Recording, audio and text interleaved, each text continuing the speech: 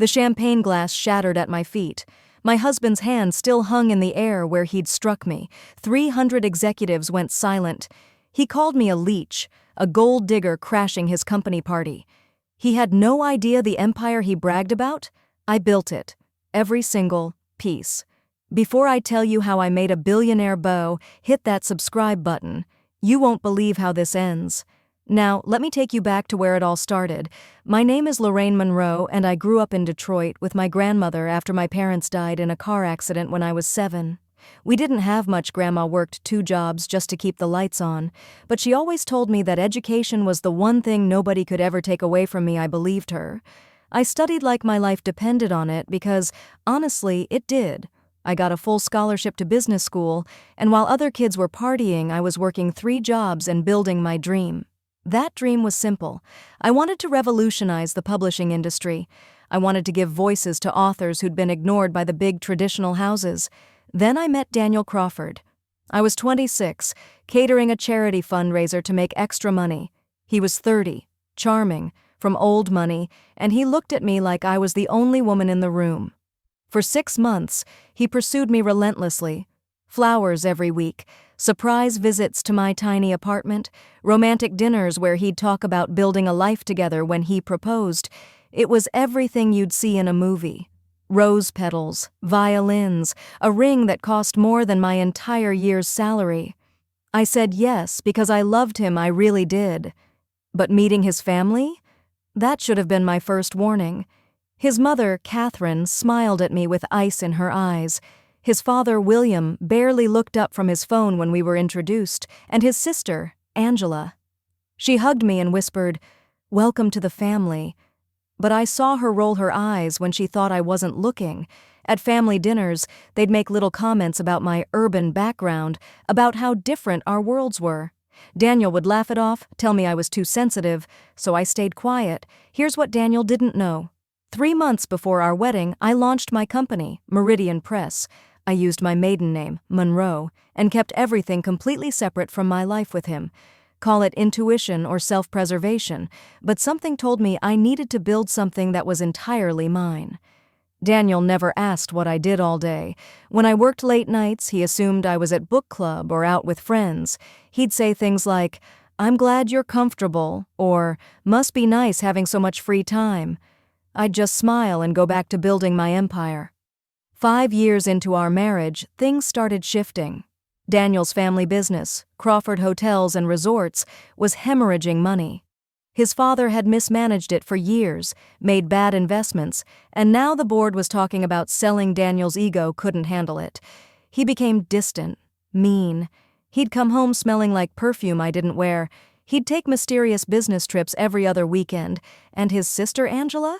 She'd smirk at me during family gatherings like she knew something I didn't. Then I found out about Brooke Ashford, 26 years old, blonde, working in PR for Crawford Hotels. Daniel had hired her personally.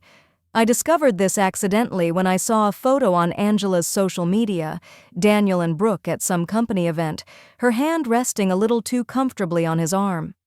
I didn't confront him. Instead, I did what I do best. I watched, I gathered information, and I kept building. While Daniel was busy with his mistress, Meridian Press was thriving. We'd published 12 best-selling authors, revolutionized profit-sharing in the industry, and were pulling in $200 million annually. I stayed completely out of the press, using a CEO proxy for public appearances.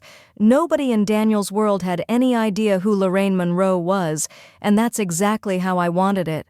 But here's where it gets interesting. When Crawford Hotels was about to go under, I made a decision. Through a shell corporation, Meridian Press bought the controlling stake in Daniel's family company, $500 million. The public announcement said a private equity firm had saved the Crawford empire. Daniel never connected the dots. I installed a new management team, cleaned up his father's mess, and within 18 months, Crawford Hotels was not only saved, it was thriving. The stock tripled. The media called Daniel a business genius. He was on magazine covers, giving interviews about his brilliant turnaround strategy. I watched him take credit for everything I'd built, and I said nothing. Because I was waiting. His family's true colors showed more clearly now that they thought they were back on top at Thanksgiving dinner. I overheard Catherine and Angela in the kitchen. Angela said, "Give it another year and Danny will leave her." Catherine responded, "Brooke would give us proper heirs. She's from our world, more suitable." They thought I couldn't have children. The truth? I'd been on birth control the entire marriage. There was no way I was bringing kids into this toxic mess, but they'd decided I was the problem, and Brooke was the solution. Daniel started bringing Brooke to family dinners, not even hiding it anymore. He'd introduce her as essential to the company's success.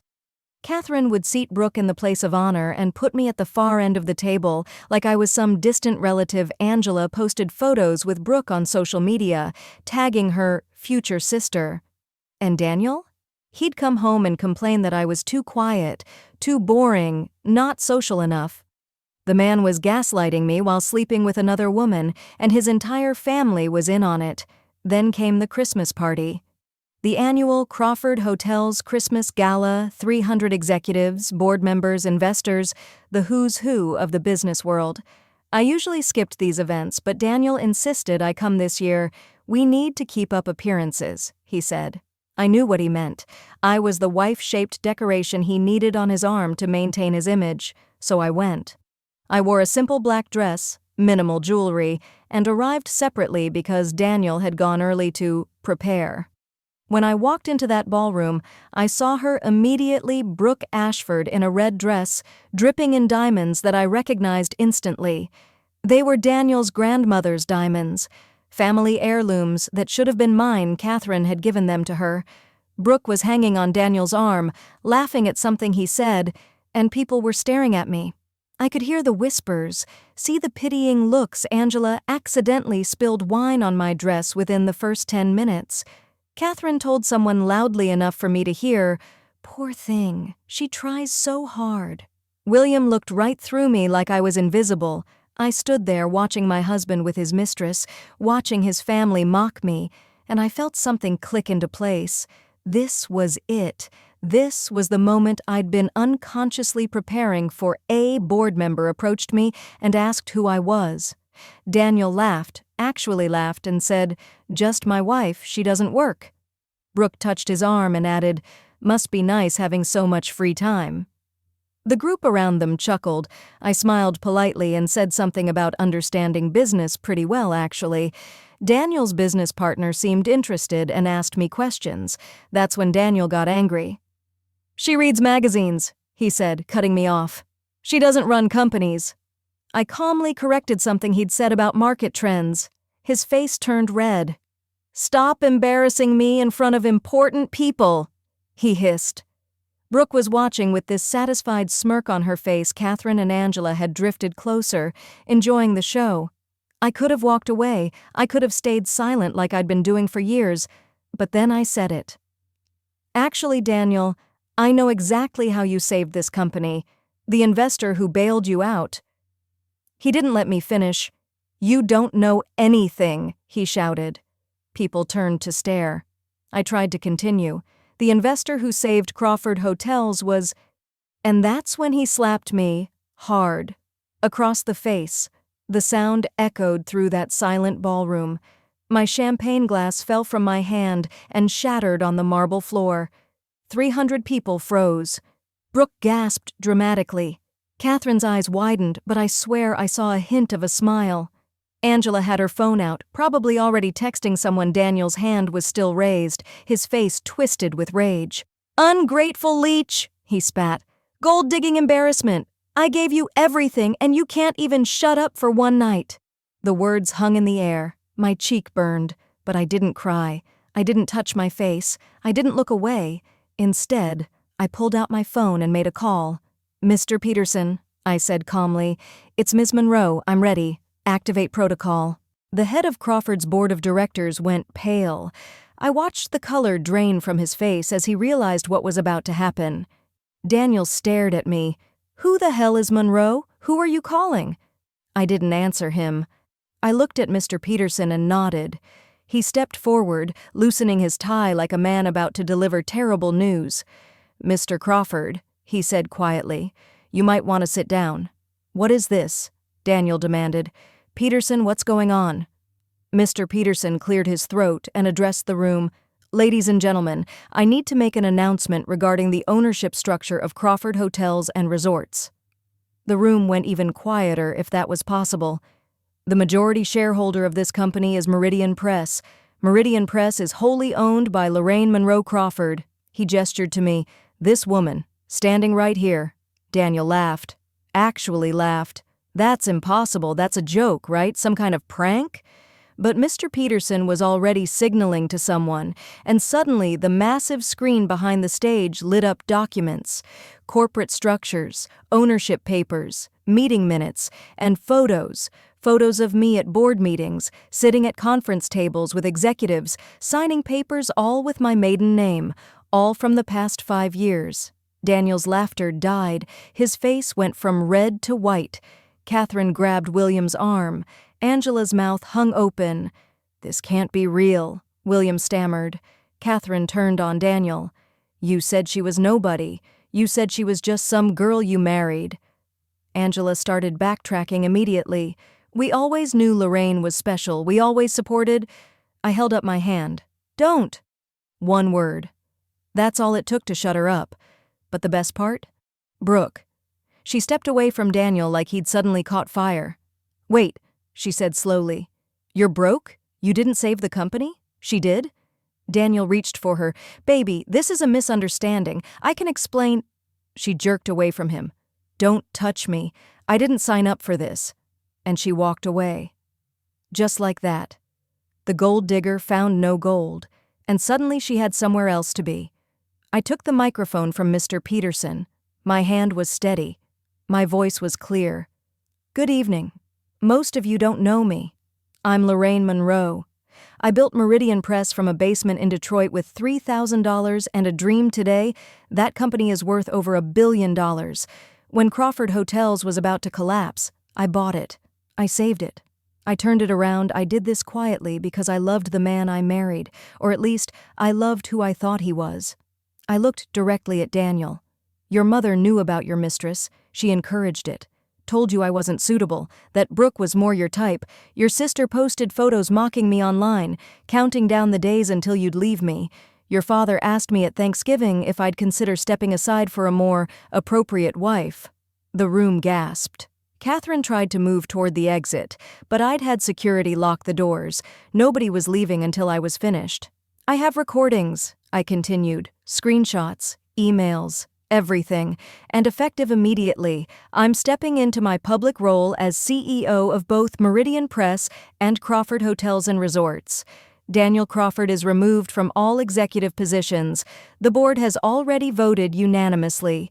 Catherine, William, Angela, you're banned from all company events and properties. Security will escort you out now." The silence was deafening. Then security moved in. Daniel started shouting, "Lorraine, please! We can fix this! I'm sorry! I'm so sorry! Don't do this!" His mother was crying. Angela was screaming about how unfair this was. William was threatening legal action, and I just stood there, watching them all implode. My lawyer appeared beside me with divorce papers. I signed them right there, on stage, in front of everyone. It was the most liberating signature of my life. The aftermath was spectacular. The story went viral within hours. Social media exploded. Hashtags trended worldwide. The Crawford family became a cautionary tale about underestimating people, about cruelty coming back to bite you. Daniel tried everything: flowers, letters, showing up at my office. Too late. His reputation was destroyed. Catherine lost her position on every charity board she'd lorded over. Angela's influencer sponsors dropped her when her cruel posts about me resurfaced. William faced investigation for financial crimes I'd uncovered during my takeover. The family turned on each other, each blaming Daniel for ruining everything. Brooke sold her story to the tabloids for whatever money she could get. In the interview, she claimed she'd never really loved him and had sensed something was off. The comments section tore her apart. 6 months later, she married some other rich guy. I hope she's happy. I genuinely do. As for me, I merged publishing and hospitality into a lifestyle empire. I was named one of the most powerful women in business, magazine covers, speaking engagements. But the thing I'm most proud of? The mentorship program I started for young Black women entrepreneurs. I give scholarships, business advice, seed money. I help them build their empires before they need someone to save them. I ran into Daniel one more time. About 8 months after the divorce, I was in a coffee shop working on my laptop, and he walked in. He looked tired, smaller somehow. He saw me and hesitated, then walked over. "Lorraine," he said quietly. "I know I have no right, but can I just say something?" I looked at him, really looked at him. This man who'd slapped me, called me a leech, humiliated me in front of hundreds of people. "You have 5 minutes," I said. He sat down across from me. I was a fool. I was raised in privilege and entitlement, and I thought that made me better than everyone else, better than you. I never saw you. I never valued you. You were always the prize, and I was too blind and stupid to realize it. I'm not asking for forgiveness. I don't deserve it. I just wanted you to know that I understand now what I lost, and I'm sorry. I'm truly sorry. I believed him. I could see it in his eyes, the genuine regret, the understanding that came too late. "I hope you find yourself, Daniel," I said. "Away from me?" I packed up my laptop and walked away. Some things you just can't come back from. Here's what I learned through all of this. Never let anyone make you small. Your value isn't determined by someone else's acknowledgement of it. Build your empire quietly, then reveal it loudly when the time is right. That slap was the best thing that ever happened to me because it freed me from fake people, from a toxic family, from a man who never deserved me in the first place. Sometimes the trash takes itself out, and sometimes it takes its whole family with it. If this story moved you, if you've ever been underestimated or betrayed, hit that like button right now. Share this with someone who needs to hear it. Subscribe because I've got more stories about people who rose from the ashes stronger than ever. Drop a comment and tell me what you would have done at that Christmas party. And remember, your silence isn't weakness. It's strategy. Until next time, stay powerful, stay unbothered, and keep building your empire.